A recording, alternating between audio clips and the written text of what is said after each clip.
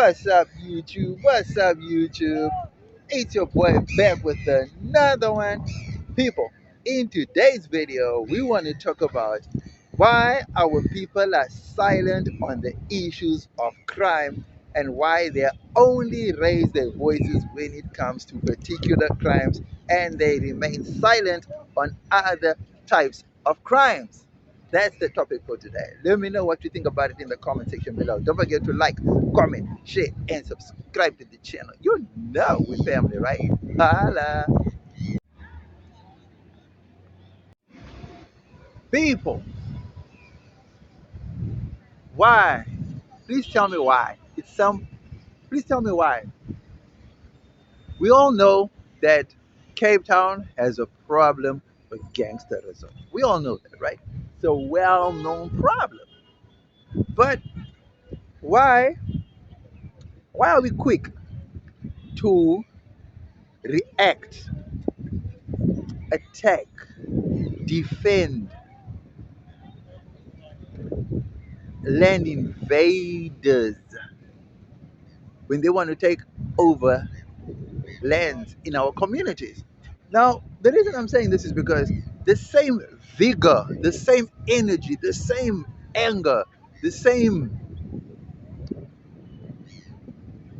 uh, malness that we have when people invade our spaces in Mitchell's Plain and wherever, why don't we have that same energy levels when it comes to gangsterism and drug dealers? And I mean, why? Okay, I'm trying to figure out. Are we saying it's okay because it's our people doing it, so therefore we don't have to attack this social problem? Or are we saying it's not okay if outsiders or other races do it because then it becomes an issue? Is that what we're saying? Because for me, I feel like a crime is a crime, irrespective of who's doing it. You know what I mean? It doesn't matter who's committing the crime. I feel like if it's a crime being committed, we should tackle it head on, irrespective of who is committing the crime. But it seems to me like the situation that's happening in Mitchell's Plain, rightfully so, is being tackled head on. Rightfully so, right? But the Mitchell's Plain problem right now with the land invasions is a recent problem. And it's been tackled right now as it happens in real time.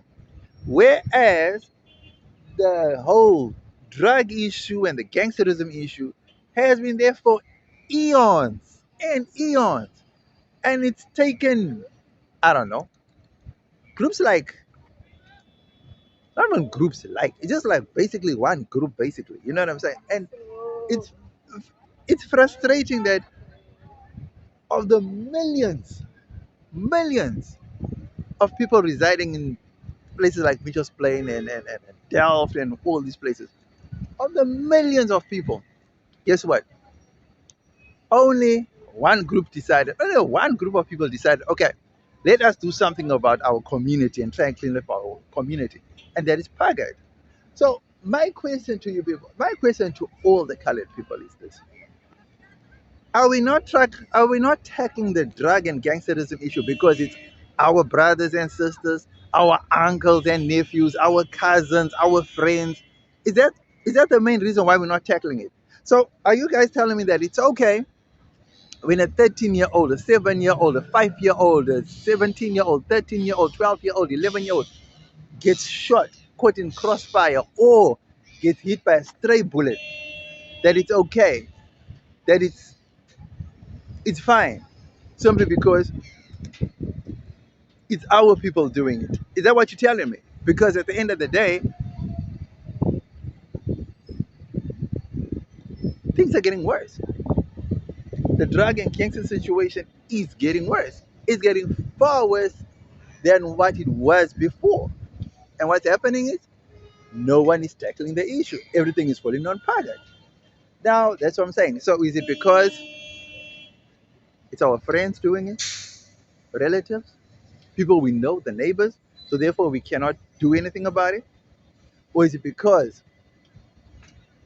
we are benefiting from it? People are paying us. People are buying groceries for us. That if we report it or tackle the issue head on, then we won't gain from it. Is that it? Or am I wrong on this? It's said that everything is just falling on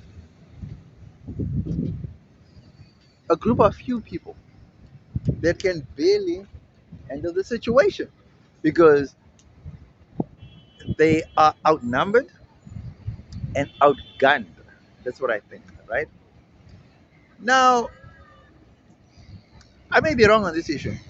Maybe I'm wrong. Maybe my personal take on this issue is not the way the situation really is, you know? Maybe it's something deeper that I don't know about. Maybe it's something that is a taboo to speak about. But I feel like the more we keep quiet about this issue, the worse it gets. Not only worse, the younger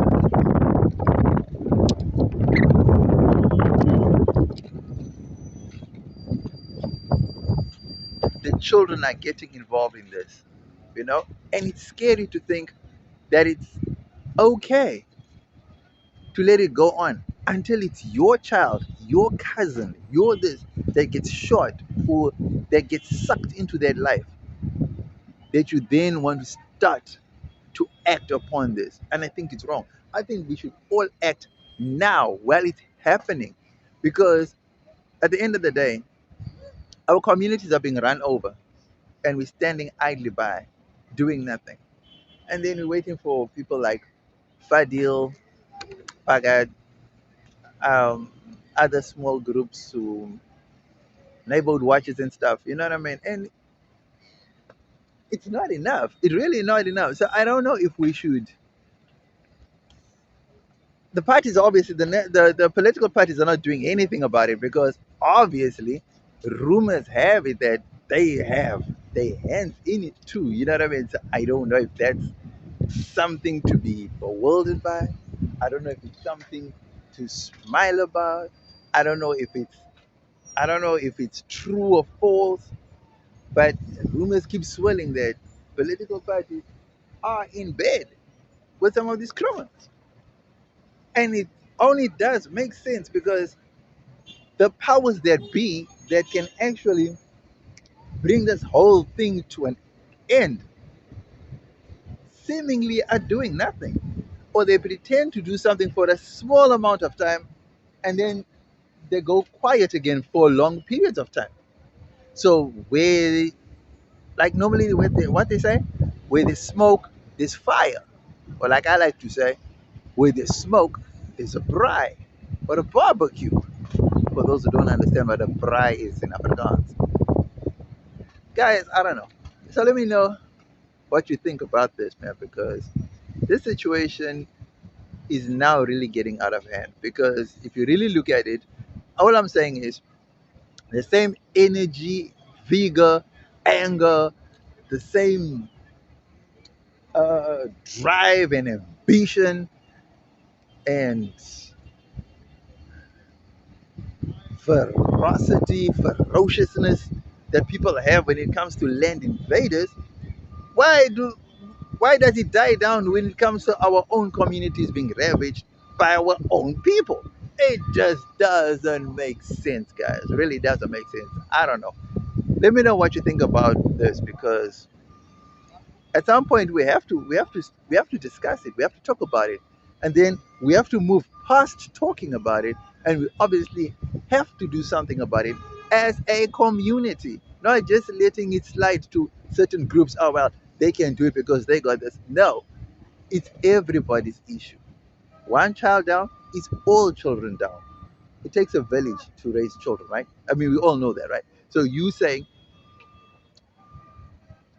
the village that you're living in is not raising your kids. So if you're saying it that way, if you're putting it like that, then it's fine. Then you defend your house, hold. But The minute your household is affected, don't go running to the groups and the other powers that are trying to eradicate the whole problem. Then you should do it on your own. I think fair is fair.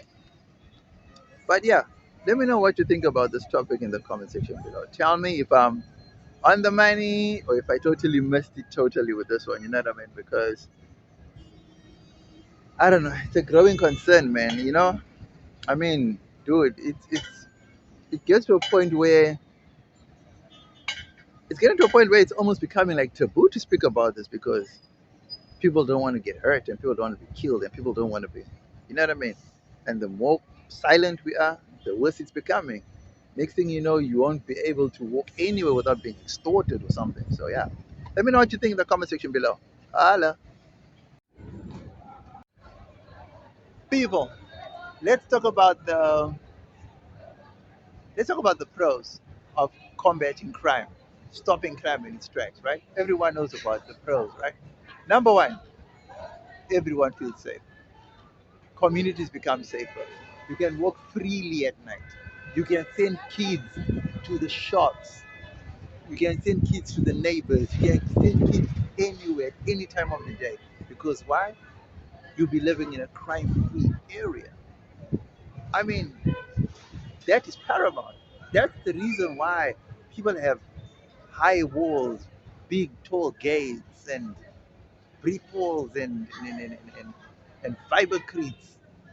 You know, safety reasons, for safety purposes. But if you really come to think about it, there's no need for us to be fenced in and walled in like we're living in cubicles. Like it's like we're in prisons now, guys. Why? Because our communities are being run over. And that needs to come to an end at some point. Have you ever been to these rich areas where the houses have no fencing, no gates, just houses? It's just basically houses, no fencing. Cars are parked on the street. Children walk freely any time of the night, any time of the day. That would be a dream lifestyle for all of South Africa. I mean, I'm not saying there won't be crime at all. What I'm saying is certain crimes would totally be blocked out. You know what I mean? Of course, there's also crime in the rich people's areas. We all know that. You know what I mean? But those happen most of the time. It happens in those high walls of theirs that you never get to see. It's not. It doesn't happen on the street. Like once in a while you'll hear of a shooting or a drive-by at a very expensive house, but it's not like how it is in our communities. You know what I mean? So yeah, those are some of the tips of why we need to clean up our communities. You know what I mean? Let me know what you think about that, man. Maybe I'm wrong on this. Maybe you have a better idea of what pros I should be talking about other than having great, clean, quiet, peaceful, crime-free communities. Because I mean, I'm thinking that's a dream or the aspiration that we should be having as communities across South Africa. You know what I mean? But if not, let me know what your pros are. That's my pros. Well, those are my pros that I can think of. Hala. Okay, people, let's talk about the negatives, right? Number one, if you know the history of the crime in Mexico, Venezuela, Brazil, let's just say South American countries, oh my goodness, then you would know that you need to tackle crime head on. Because once left to fester and to grow, you will not even be able to walk out of your door, out of your yard, out of your house. And we don't want it to get to that state where it becomes a military state, where the police is then seen as redundant, and now you have to use the military to do police work. Once it gets to that level, guys, then you know the country is gone. So we don't want it to get to that level because once it gets to that level, it's hard to get it back on track. Trust me. There is a documentary. What is it called? I can't remember. But anyway, I think it happened in the favelas somewhere in, in Brazil, right? Where they, oh, where they went in, where they went in with the best of the best military and marines and that, and they cleared house and they cleaned house. We don't want it to get it to that level, guys. So while it's still manageable, we need to get our hands on it. Otherwise, we don't want to end up like those South American military state countries. Look at Mexico, for example. The cartels have just taken over that country. It's basically cartel country now. So we don't want it to get to that level.